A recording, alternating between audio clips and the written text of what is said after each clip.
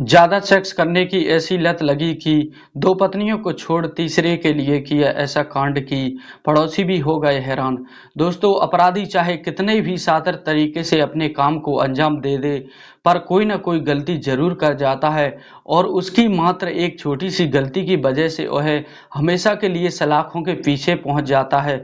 आज की सच्ची घटना में कुछ ऐसा होता है जिसकी वजह से पुलिस अपराधी को उसके घर से दबोच लाती है। नमस्कार दोस्तों, मैं लोकपाल राजपूत आपका आपके चैनल में बहुत बहुत स्वागत है। ऐसी ही सच्ची घटना सुनने के लिए आप हमारे चैनल को लाइक एवं सब्सक्राइब जरूर करें।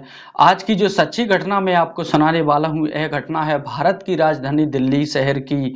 बात कर रहा हूं 28 अप्रैल की सुबह सुबह। दरअसल दिल्ली के कंट्रोल रूम में खबर दी जाती है कि दिल्ली के जाकर नगर की गली नंबर 7 का रहने वाला नसीम अहमद के कमरे का दरवाजा नहीं खुल रहा है और ना ही उसके कमरे से कोई आवाज आ रही है। दरअसल यह इलाका जामिया नगर थाने में पड़ता था, इसलिए कंट्रोल रूम से इस बात की जानकारी जामिया नगर थाने में दी जाती है। इस बात की जानकारी जामिया नगर थाना के थाना प्रभारी संजीव कुमार को जब मालूम चलता है तो संजीव कुमार अपनी टीम के साथ घटना स्थल पर पहुंच जाते हैं तो देखते हैं कि वहां पर पहले से ही काफी लोग मौजूद थे, लेकिन उसमें से एक लड़का जो काफी परेशान था।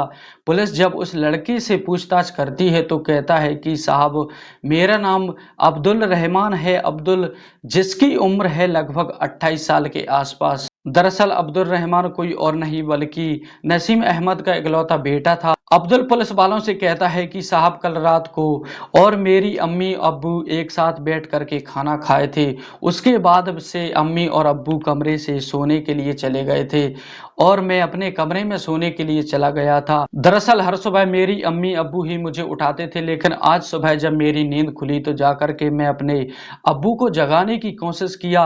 अंदर से कोई आवाज नहीं आ रही थी। मैंने दरवाजा भी काफी जोर जोर से बजाया, पर इसके बावजूद भी दरवाजा नहीं खुला।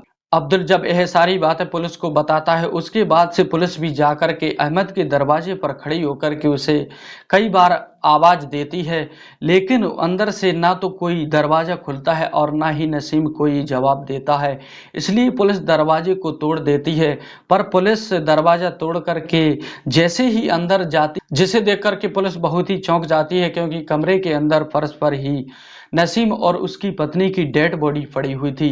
अब्दुल रहमान जब अपने अम्मी अब्बू की डेड बॉडी देखता है तो वह बहुत जोर जोर से रोने लगता है। पुलिस जब डेड बॉडी को चेक करती है तो मालूम चलता है कि दोनों के शरीर पर कोई भी चोट और कोई भी घाव के निशान नहीं थे।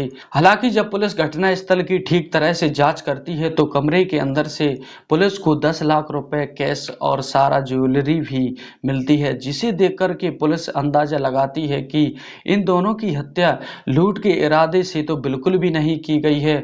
पर पुलिस यह सोचने पर मजबूर हो जाती है कि आखिरकार इन दोनों की हत्या की किसने है, क्योंकि कमरे का जो दरवाजा था वह अंदर से लॉक था। इसलिए पुलिस जब जाकर के दरवाजे को चेक करती है तो मालूम चलता है कि जो दरवाजा है वह ऑटोमेटिक था। दरअसल वह दरवाजा ऑटोमेटिक अंदर और बाहर से ही लॉक हो जाता था। पुलिस सबसे पहले डेड बॉडी को अपने कब्जे में लेकर पोस्टमार्टम के लिए भेज देती है और फिर अब्दुल रहमान के कहने पर अज्ञात अपराधियों के विरोध में मुकदमा दर्ज करती है और इस केस की जांच पड़ताल करना शुरू कर देती है।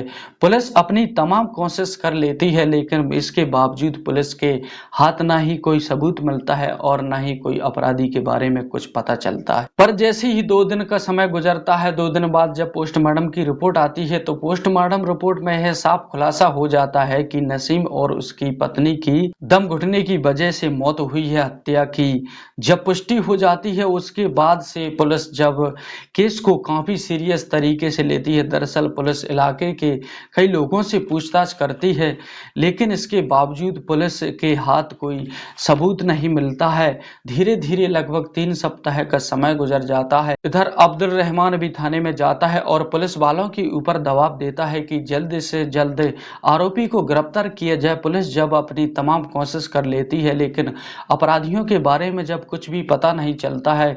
न जाने पुलिस को क्यों नसीब के बेटे अब्दुल रहमान के ऊपर ही शक चला जाता है, क्योंकि उस घर में अब्दुल रहमान के अलावा सिर्फ उसके अम्मी और अब्बू ही मौजूद थे। पुलिस यह सोचने पर मजबूर हो जाती है कि जब अब्दुल रहमान के घर में कोई आया ही नहीं था, तो आखिरकार इन दोनों की हत्या किसने की होगी। पुलिस इसी शक के आधार पर आखिरकार 3 सप्ताह के बाद अब्दुल रहमान को थाने पर बुलाती है और फिर उससे एक पर एक कई तरह के सवाल करती है। पुलिस जब आखिरकार अब्दुल रहमान पुलिस के सवालों में उलझ जाता है और मजबूर होकर अपनी सच्चाई कबूल कर लेता है, लेकिन अब्दुल रहमान जब अपनी ही अम्मी अब्बू की पूरी हत्या की कहानी सुनाता है तो वाकई से इसे सुनने के बाद खुद पुलिस वाले भी हैरान रह जाते हैं। दोस्तों, इस सच्ची घटना को लास्ट तक जरूर देखना।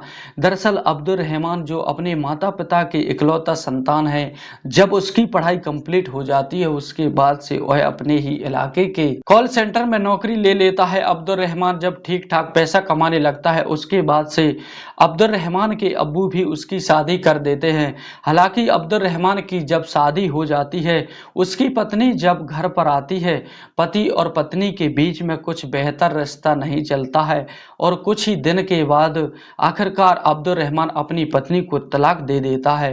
पर जैसे ही कुछ महीने छोड़ने के बाद उसे एक हिंदू लड़की से प्यार हो जाता है।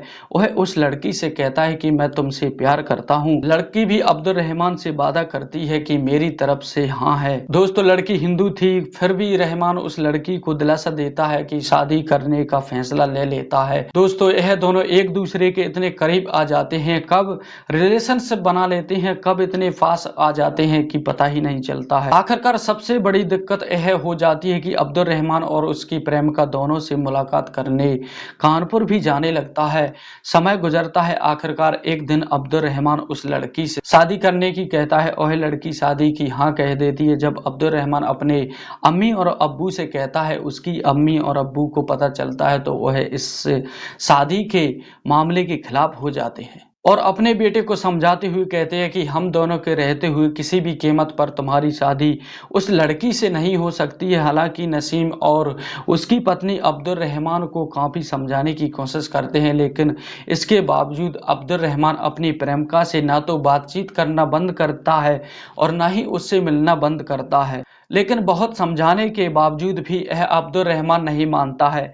आखिरकार नसीम अपने बेटे की शादी एक दूसरी लड़की से करा देता है।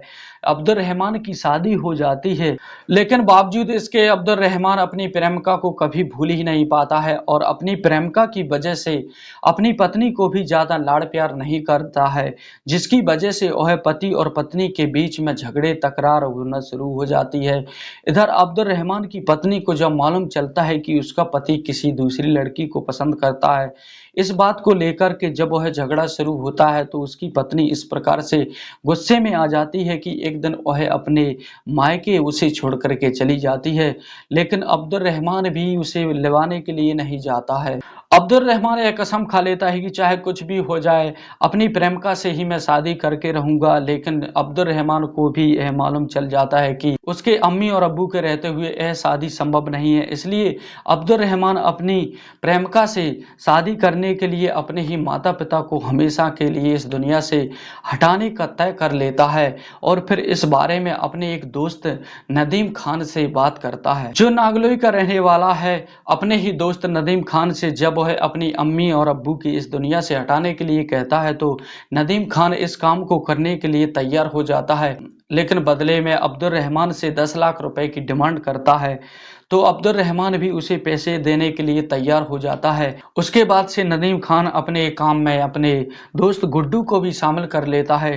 तीनों मिलकर के जब इस काम को अंजाम देने के लिए तैयार हो जाते हैं, उसके बाद से एक षड्यंत्र बनाते हैं और इसी षड्यंत्र के तहत 27 अप्रैल की शाम का वक्त नदीम और गुड्डू दोस्तों जाकर नगर में पहुंच जाते हैं और रात होने का इंतजार करते हैं। 27 अप्रैल को रात्रि के करीब 10 बजे के आसपास इधर अब्दुल रहमान अपने अम्मी और अब्बू के साथ घर पर ही बैठ करके खाना खाता है और खाना खाने के बाद जब अब्दुल रहमान के अम्मी अब्बू अपने कमरे में सोने के लिए चले जाते हैं तो उसके बाद थोड़ी देर ही अब्दुल रहमान अपने नदीम और गुड्डू को घर पर बुला लेता है। उसके बाद अम्मी और अब्बू अभी लगे हुए थे, उसी वक्त ही नदीम और गुड्डू दोनों दोस्त आकर के कमरे में घुस जाते हैं और फिर नसीम और उसकी पत्नी की तकिया से मुंह दबा करके दोनों की हत्या कर देते हैं। कमरे के अंदर नसीम और उसकी पत्नी की जब मौत हो जाती है, उसके बाद से नदीम और गुड्डू वापस अपने घर को चले जाते हैं। इधर अब्दुल रहमान जब कमरे का दरवाजा खींचता है, वह दरवाजा ऑटोमेटिक लॉक हो जाता है। उसके बाद से अब्दुल रहमान भी अपने कमरे में सोने के लिए चला जाता है। अब्दुल रहमान के सोने के बाद लेकिन रात को उसे नींद नहीं आ रही थी। जैसे ही सुबह होता है तो अब्दुल रहमान बाहर वाली गली में निकलता है और अपना नाटक करना शुरू कर देता है। दरअसल चीख पुकार शुरू कर देता है, जिसे सुनकर के आसपास के लोग इकट्ठा हो जाते हैं और वह कहता है कि न जाने क्यों मेरे अम्मी अब्बू अभी तक न जाने कमरे के अंदर कोई जवाब नहीं दे रहे हैं और न ही दरवाजा खोल रहे हैं। काफी देर तक अपना नाटक शुरू करता है, तभी पड़ोस से एक व्यक्ति इस बात की जानकारी दिल्ली कंट्रोल रूम को दे देता है। वाकई में अब्दुल रहमान जब यह पूरी घटना पुलिस को बताता है तो उसके बाद से पुलिस अब्दुल रहमान के ही तहरीर पे नदीम खान और उसके दोस्त गुड्डू इन दोनों को भी गिरफ्तार कर लेती है। पुलिस जब इन तीनों को गिरफ्तार कर लेती है तो उसके बाद अगले दिन जिला अदालत में पेश करती है, जहां से इन तीनों को जेल भेज दिया जाता है। दोस्तों, इसे प्यार नहीं कहते हैं, इसे हवस कहते हैं, जिसे ना तो अपने माता पिता दिखाई देते हैं और ना ही समाज दिखाई देता है। ऐसे पापियों को समाज में रहने का कोई हक नहीं है। दोस्तों, इस पूरी घटना को सुनाने का मतलब किसी के दिल को आहत करना नहीं है, बल्कि आपको जागरूक करना है, क्योंकि समाज में ऐसी घटना अधिक फैलती रहती हैं। दोस्तों, आप अपनी फैमिली के साथ सजग रहें, स्वस्थ रहें। मिलता हूं फिर एक और सच्ची घटना के साथ, तब तक के लिए खुश रहिए, खुशियां बांटते रहिए। जय हिंद, जय भारत।